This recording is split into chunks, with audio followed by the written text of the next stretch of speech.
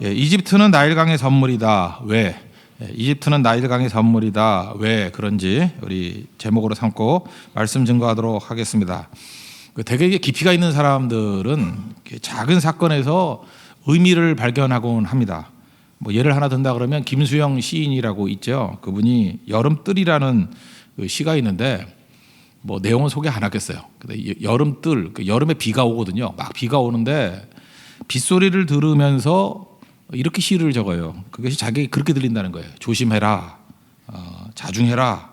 그 다음에 무서워할 줄 알아야 된다. 빗소리가 그렇게 들린대요. 그러니까 비가 막 떨어지는데 조심 이렇게 들린다는 거예요. 자중 두려워할 줄 알아야 돼, 이렇게 들린다는 거예요. 그러니까 깨달음이 있다라는 거죠. 그러니까 시인은 빗소리 속에서도 그런 깨달음을 얻더라, 뭐 그런 얘기겠죠. 제가 한번 이거 흉내내서 한번 봤어요. 나는 비 올 때 무슨 생각하나, 커피 마시고 싶다, 뭐 이 생각밖에 안 했던 것 같아요. 만약에 비가 온다 그러면 오늘 우리 성령이 임하시는 찬양에도 나오잖아요. 이 성령의 은혜의 단비가 되길 원합니다. 이렇게 생각해야 되는데 매번 그렇게 생각은 안 하는 것 같아요. 어쨌든 간에 이 만물에서 깊이 있는 사람들은 의미를 발견하게 되더라는 것입니다. 그러니까 사실 최고의 축복은 뭐냐면 아무것도 한 일들 가운데서도 하나님께서 깨달음을 주신다라는 거죠. 만약에 어떤 사람이 돈이 많아요. 우리 돈을 많이 벌면 뭐 좋다고 생각하지만 만약에 깨달음이 없다 그러면 돈만큼 허망한 게 없죠. 저는 목회를 하니까 이제 돈 많은 분들 많이 만나잖아요. 근데 돈은 많아요. 근데 교집합 깨달음이 없어. 제가 볼 때 어떤 사람보다 허망해 하더라고. 정말 인생을 허무하게 느끼고, 그러니까 그 돈 갖고 할 수는 있으니까 타락 가능성은 훨씬 크고 인간이 망하더라고. 그러니까 돈 뭐 나쁘다는 얘기는 아니지만 그것도 은사로서 다가오기 위해서는 깨달음이 있어야 된다는 거예요. 그러니까 깨달음 없는 모든 것들은 다 무너지는 거죠. 우린 그러죠. 저렇게 다 갖춘 사람이 왜 저렇게 죽으려고 그러나, 그 안에 깨달음이 없으면요, 뭐 만물을 가져도 소용이 없다라는 거예요. 그래서 깨달음이 제일 큰 복이 될 수 있다라는 것입니다. 근데 한마디로 얘기해서 지금 우리가 시편 119편을 살피고 있는데 하나님 말씀이 주는 능력이 뭐예요? 그 깨달음이죠. 그래서 말씀을 붙들어야 이 그릇을 마련하는 거예요. 뭐가 주어지더라도 안정되고 안심할 수 있습니다. 그죠? 그것이 복이 될 수 있는 거예요. 그래서 여러분들 뭐 어마어마하게 하나님께서 부어주실 거라고 확신하는데 이제 말씀으로 그릇을 만드십시오. 이제 깨달음의 그릇을 다 만들어 놓으면 어떤 것들이 온다 할지라도 그것으로 30배, 60배, 100배 열매를 거두게 된다는 거예요. 이걸 뒤집어 얘기하면 아직 깨달음이 없으니까 하나님이 안 주실 수도 있죠. 왜 그렇겠어요? 좁아야 망하니까. 우리 사랑하는 하나님의 종 아닙니까? 합력하게 선을 이루시는 분 아니에요. 그러니까 하나님께서 이 신앙 교육이라는 게 뭐냐면 깨달음의 교육이에요. 하나님 많은 것을 깨닫고 준비되게 해 주십시오. 그래서 하나님께서 마음껏 사용할 수 있는 하나님의 종이 되길 원합니다. 그걸 붙들었으면 좋겠습니다. 오늘 본문에서는 깨달음의 순서를 보면 고난에 대한 깨달음이에요. 주제는 고난이에요. 고난이 뭔지를 깨닫게 해 주십시오. 이제 그 얘기인데, 첫 번째는 고난이 뭐냐? 이게 방황을 끝내게 만든다. 이게 첫 번째 깨달음이에요. 고난이 있기 때문에 내 인생의 방황이 끝나게 됐습니다. 이제 그거라는 거예요. 이제 67절 보시면 고난 당하기 전에는 내가 그릇 행하였더니 이전에 주의 말씀을 지키나이다. 그러니까 고난 당하기 이전에는 잘못된 길을 걸었다라는 게 전제가 돼 있죠. 내가 이렇게 그릇 행했대요. 잘못된 길로 막 걸어갔대요. 근데 고난 때문에 바른 길로 돌아오게 되었습니다. 그런 얘기죠. 이 고난이라는 히브리 단어를 보면요, 훈련시키다, 디스플린이라는 뜻이 있어요. 훈련시키다. 그러니까 고난이 우리를 훈련시키는 거예요. 앞부분에 살폈죠. 야단쳐 주는 거예요, 우리를. 고등학교 졸업 정도 하고 나면요, 요즘에 뭐 학교에서도 안 한다 그러는데 야단치는 사람이 없어지잖아요. 왜 야단치는 사람이 없어지죠? 뭐로 야단쳐요? 그냥 필요한 사람만 쓰고 버리면 되지. 그래서 사회가 냉혹하다는 게 뭐냐면 그냥 딱 봐가지고 아니면 버려버려요. 뭐 이렇게 훈련해서 쓰려고 그러지 않고. 왜냐하면 사람 넘쳐나는데 뭐 그렇잖아요. 준비된 사람도 넘쳐나는데 뭘 훈련시키고 괜히 말했다가 봉변이나 당하지. 그리고 되게 이게 수준 이하의 사람은 직언을 해주면 안 듣거든. 그걸 이제 똑똑한 사람들은 알아요. 알아서 그냥 그렇게 살다 죽어 그러고 얘기도 안 해요. 사실 얘기해 주는 게 그게 굉장히 그게 큰 희생인데. 근데 여러분들 예수를 믿으니까 야단쳐 주는 게 말씀이잖아요. 말씀이 나를 야단쳐 준다고. 그게 얼마나 큰 복이에요. 그래서 훌륭한 사람들 보면요, 어디 가서 야단 맞으려고 가는 거예요. 돈 주고 강사 보려다가 야단 맞는 거예요. 야단 맞으면서 바른 길을 찾는 거죠. 그러니까 성경이 우리에게 하는 행위가 뭐냐? 우리를 야단쳐 주는 거예요. 그래서 그릇 든 길에서 바른 길로 돌아오게 만든다. 그릇 행했다. 이거는 그 원래 뜻이 뭐냐? 방황했다는 뜻이에요. 똑같은 얘기죠. 그러니까 내가 전에는 그릇 행하였으나, 이게 무슨 뜻이에요? 내가 전에는 방황했으나. 근데 하나님께서 뭘 보내줘요? 고난을 보내주셔가지고 방황이 끝났다. 그 얘기죠.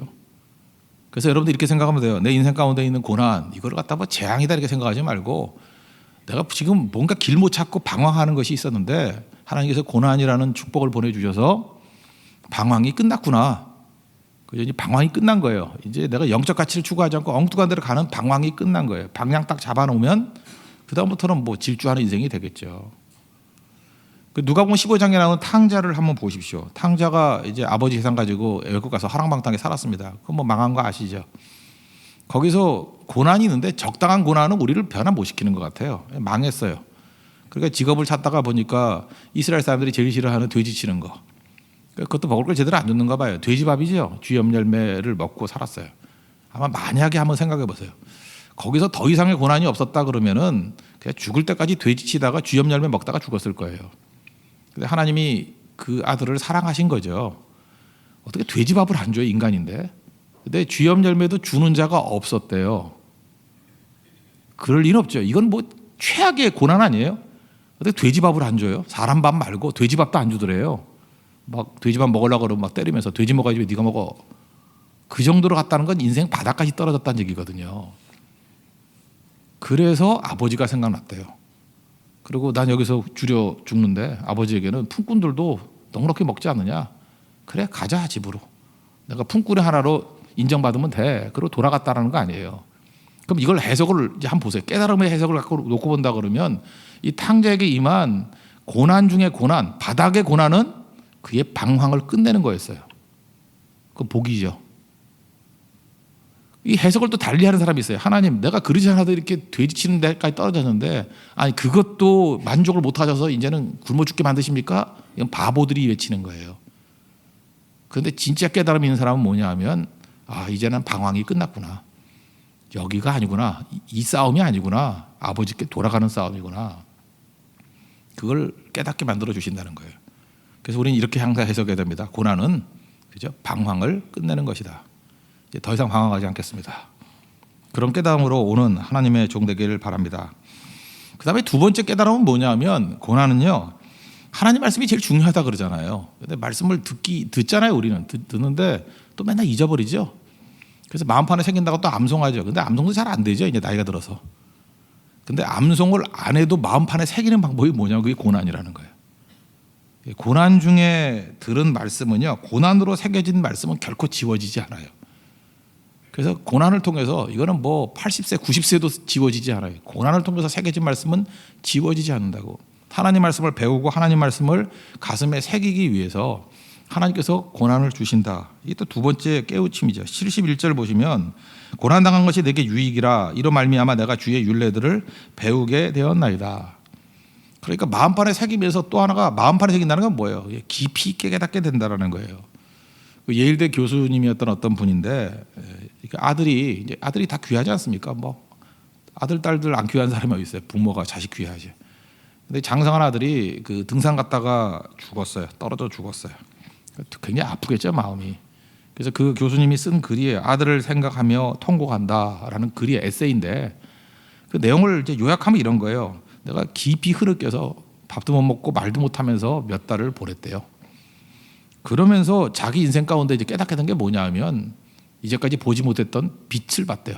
그래서 그가 봤던 빛들을 이렇게 한 패러그래프씩 이렇게 쭉쭉 설명을 하는 거예요. 내가 빛을 봤는데 첫째 용기의 빛을 봤대요.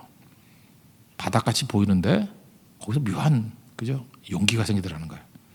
거기서 사랑의 빛을 봤대요. 내가 얼마나 아들을 사랑했고 가족을 사랑하고 이 사랑의 가치가 뭔지 또 깨달음의 빛을 봤대요. 아 인생이 이런 거구나.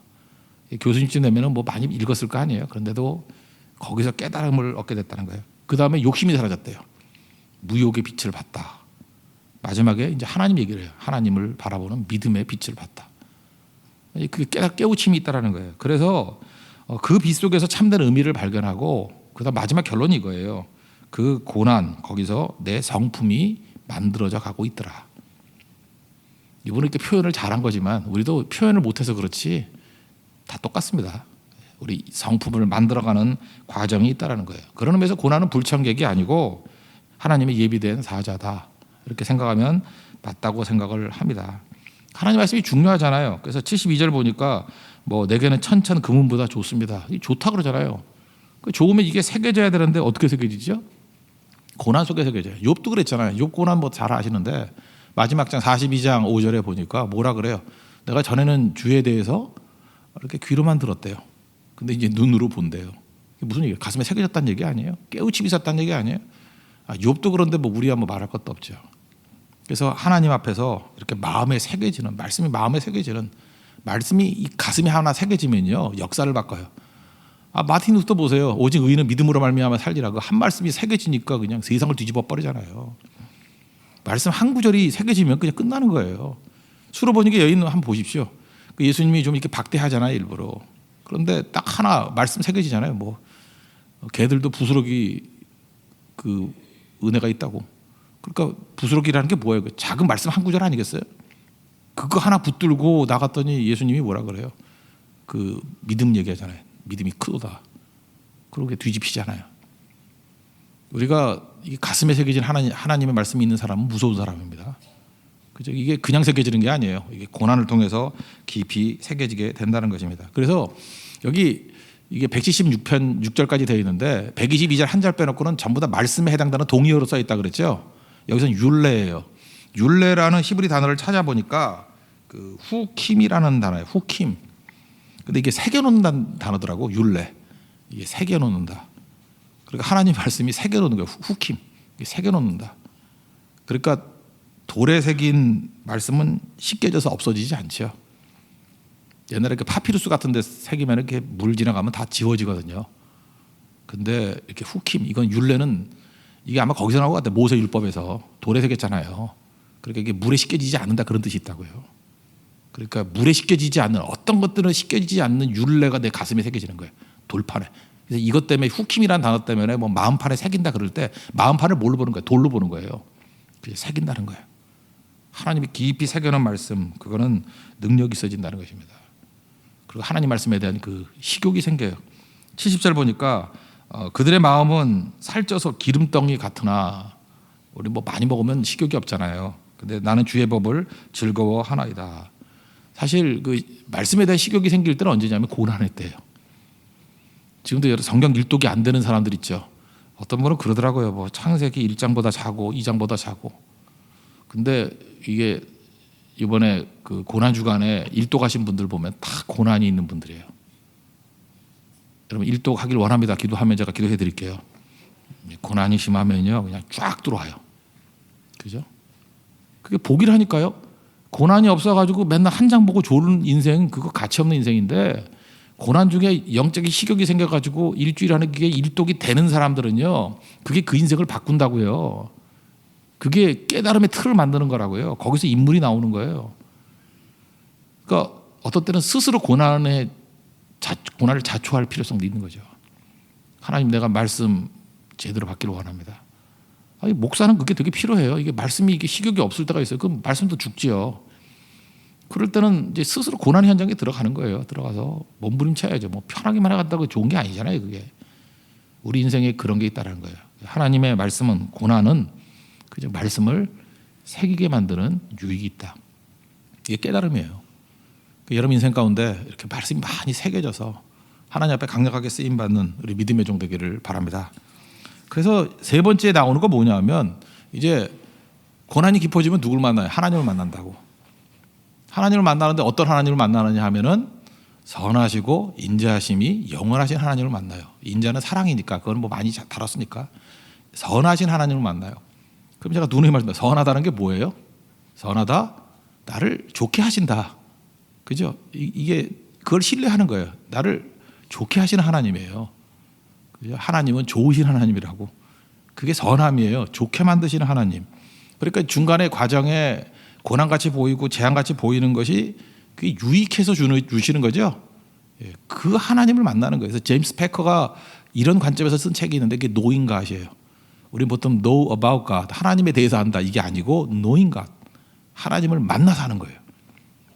하나님을 만나서 할 때 knowing God, 하나님을 알면 어떤 일이 벌어지냐, 하나님의 선하심을 깨닫게 된다라는 것입니다. 그래서 그 다음부터는 여기서 나오는 결론들이 뭐예요? 고난은 뭐 변장된 뭐 축복이다, 뭐 이렇게 얘기할 수 있는 거죠. 그 얘기가 그 얘기죠. 제가 볼 때 제일 좋은 건 성경적 표현이에요. 합력하여 선을 이루시는 하나님. 우리식 표현에 하면은 나를 좋게 만드시는 하나님, 잘되게 만드시는 하나님, 잘되게 만드시는 하나님이라는 거예요. 그게 75절에 나오거든요. 여호와여 내가 알거니와 주의 심판은 의로우시고. 왜 의롭죠? 나 잘되게 만들려고. 주께서 나를 괴롭게 하심은 뭐라 그랬어요? 성실하심 때문입니다. 이 성실하심이라는 게 이게 토부, 이게 좋다는 거거든요. 선하다는 거. 하나님이 선하시기 때문에 그렇습니다. 이게 말이 돼요? 이 제임스 패커가 이제 평가했던데, 제임스 패커가 제일 좋게 여긴 성경이 NLT예요. NLT. 우리 NIV를 많이 읽는데 NLT가 가장 매끄럽고 현대적으로 정확하게 묘사됐다. 그래서 저도 사실 개인적으로 읽는 성경은, 영어 성경은 NLT를 읽거든요. 그 NLT를 보면 그 뒷부분에 이렇게 나왔어요. 나를 괴롭게 하시면 성실하기 때문입니다. 그 얘기를 이렇게 표현했어요. You discipline me. 하나님께서 나를 훈련시키십니다. 아까도 얘기했죠. 훈련시킨다는 거. 훈육이라는 게 있다고요. 훈련시킵니다. 근데 그 다음에 나오는 얘기가 뭐냐면 because I did it. 내게 필요하기 때문입니다. 참 기가 막힌 번역이죠. 번역만 봐도 은혜가 돼요. 내게 필요하기 때문에 하나님께서 우리를 고난이 디스플린이라니까요. 훈련시키십니다. 고난이 나를 필요하기 때문에 주신 거래요. 그래서 나를 꽉 채운다라는 거예요. 얼마나 좋아요. 그러니까 하나님께서 고난 왜 주셔요? 필요해서. 그죠? I needed it. 내가 필요하기 때문에 주신다라는 거예요. 어떤 목사님이 쓰신 책이 있습니다. 영적 강자의 조건이라고. 그런 책이 있는데 제가 썼어요. 제가. 거기 보면 이거에 비슷한 이제 예가 하나 나오는데 BC 5세기에 헤로도투스라는 사람이 있죠. 역사학자. 그 사람이 했던 말인데 오늘 제목이에요. 이집트는 나일강의 선물이다. 그 챕터에 지금 설명된 걸 이제 소개해 드릴게요. 이집트는 나일강의 선물이다. 왜 그래요? 이유가 뭐냐면 이집트가 나일강의 선물이 된 이유는 뭐냐? 홍수 때문이라는 거예요. 헤로도투스 얘기예요. 홍수 때문에 나일강의 선물이 됐다는 거예요. 이 나일강 이 발원지가 이제 우간다부터 시작되거든요. 쭉 되면 거기 굉장히 비옥한 흙이 있대요. 이 흙을 홍수가 몰고 내려오는 거예요. 쫙 몰고 내려와가지고 나일 삼각주에 다 풀어놓는 거예요. 그러니까 뭘 갖다 심어도 30배, 60배, 100배 열매를 거두는 기가 막힌 땅이 됐다라는 거예요. 그래서 헤로도투스가 설명하기를 이집트가 이렇게 비옥한 땅이 됐던 이유는 뭐냐? 비옥함 이퀄 홍수 때문. 아시겠죠? 그럼 우리 인생에도 마찬가지예요. 우리 인생은 우리가 많은 순간에 우리는 재앙이라고 생각하거든요. 고난이라고 생각하거든요. 그게 우리를 비옥하게 만드는 거예요. 비옥하게. 이 얘기를 듣고 지금 이집트 여행을 가면 지금 이집트 땅은 비옥하지 않습니다. 이유가 뭐냐? 이집트 사람들은 성경을 안 읽었기 때문에 그죠? 이걸 재앙으로 여겼어요. 그래서 1960년대 나세르 대통령의 사람이 에스완 댐을 만들어 버렸어요. 댐 만들어 버렸어요. 그러니까 우간다부터 내려오는 빅토리아 호수부터 내려오는 비옥한 흙이 댐에 다 막혀 버리는 거예요. 그래서 지금은 뭐 심어도 제대로 안 된대요. 홍수가 사라졌는데 비옥함도 사라졌어요. 그러니까 하나님께서 우리에게 쓸데없는 댐 안 만들게 만든다고요. 그렇죠? 어떤 때는 홍수가 우리 인생 가운데 임하는 거예요. 그렇죠? 고난이 임하는 거예요. 그래서 우리 인생이 비옥해지는 거예요. 그러니까 홍수는 시도 때도 없이 주는 게 아니라 필요할 때 주시는 거예요. 주님이. 그거를 우리는 어떻게 알아요? 신뢰함으로 알아요. 믿음은 신뢰, 관계라니까요. 관계. 하나님을 믿는 거예요. 그래서 뭐가 오든 간에 유익해서 주시겠지. 비행기를 놓쳐도 뭔가 유익함이 있겠지. 이제 아시겠어요? 합력하여 선을 이루시겠지. 쩐드라 목사님이 뭐 세미나 가도 그럼 뭐 딴 사람 오겠지. 그랬더니 수미 전도사님이 오잖아요. 그렇죠? 뭐 쿤밍으로 돌아간다 그러면 뭐 거기에 무슨 뜻이 있겠지. 거기서 이렇게 길 열리고. 그러니까 우리는 뭘 믿어요? 하나님의 선하심을 믿는 거예요. 하나님이 나에게 좋은 거 주신다는 거. 탕자가 돌아왔던 이유가 뭐예요? 아버지의 선하심을 믿었기 때문이죠. 아버지가 나 버리지는 않는다는 거 아니에요. 그게 아버지의 선하심을 믿는 거예요. 근데 조금 믿었죠. 품꾼 하나로 여길 정도로. 근데 아버지의 선하심은 그보다 훨씬 컸어요. 아들로 송아지 잡고 금가락지 끼우는 모습의 선하심. 그러니까 우리가 생각하는 것보다 더 환대하시는 하나님이라고요. 그걸 믿고 의지하고 나아갈 줄 알아야 된다는 것입니다. 그래서 여러분들 고난을 피하지 말고요. 우리 인생에는 적당한 고난이 필요해요. 고난 없으면 사는 게 아니에요. 사는 게 아니고 깊이도 없고 사랑도 못하고 그 머리 치렁치렁 기르고 다니는 분 한 분 계시죠? 이배수 씨라고. 내가 너를 향하여 흔드는 순간이라는 그 옛날 책이 하나 있거든요. 2003년인가 나온 책인데 거기 내가 찾아보니까 그런 게 나오더라고요. 이분이 뭐 이렇게 짤막한 에세이들 모아놓은 거예요. 사랑은 100m 선수 같이 하는 게 아니래요. 마라톤 선수 같이 하는 거래요. 그 100m 선수 같이 하는 건 제비족들이 하는 거래요. 막 뛰어가지고 끝내버리고. 요즘에 젊은이들은 사랑을 100m 선수 같이 하는 것 같아요. 뭐 만나가지고 뭐하고 금방 다 끝내고. 우리 뭐 첫사랑 고백하려고 그럴 때 벌써 헤어지고 정리 다 끝났어. 모든 게 다 끝나. 그러니까 얼마나 힘든 인생을 살았는지 보세요. 사랑은 마라톤 같이 하는 거래요. 마라톤은 특징이 뭔지 알아요? 시작부터 마지막 순간까지 고통의 연속이에요. 우승하는 사람도 마지막 골인 지점 갈 때까지 고통의 연속이에요. 그게 사랑이래요. 마라톤 같이 사랑하래요. 그래서 사귀면 사귈수록 살면 살수록 고통이 증대가 된대요. 좋은 것만 있는 게 아니고. 그죠? 그게 사랑이라는 거예요. 그래서 거기서 깊이가 나오고 거기서 가치가 나오고 거기서 능력이 다 나온다는 거예요. 요즘에 이혜수 씨 상태가 안 좋아서 이런지 아는데 옛날 책이에요. 참 그 옛날 책이 더 좋은 것 같아요. 옛날 책에는 별로 정치색도 없고 이렇게 순수성이 좀 있었어요. 그래서 참 좋았던 것 같아요. 그죠? 이렇게 사람이 이게 사심이 들어가면 안 좋아지는 것 같아. 그 순수한 그런 메시지들이 참 좋았던 것 같아요. 그래서 이분이 이렇게 외칩니다. 만약에 네가 고통을 거부한다 그러면 젊은이들에게 하는 외침이에요. 고통을 거부한다 그러면 사랑은 말하지도 말고 사랑은 탐하지도 말래요. 만약에 고통을 거부한다 그러면 사랑을 탐하지 말고 썰렁한 아재 개그에 사탕이나 탐하라 이렇게 끝냈어요. 예, 하나도 재미없는데 그죠? 예, 고통을 거부하면 사랑을 탐하지 말고 사탕이나 탐하라, 사탕이나 빨아라. 우리 인생도 마찬가지인 것 같아요, 그죠? 하나님께서 우리 뭐 사탕 빠른 어린애를 우리 취급하지 아니하시고 깊이 있는 사랑의 자리까지 가게 만드시잖아요. 그래서 우리를 하여금 마라톤 뛰게 만드는 거예요. 신앙도 마라톤이죠. 뭐 주님과 함께 동행하는 거.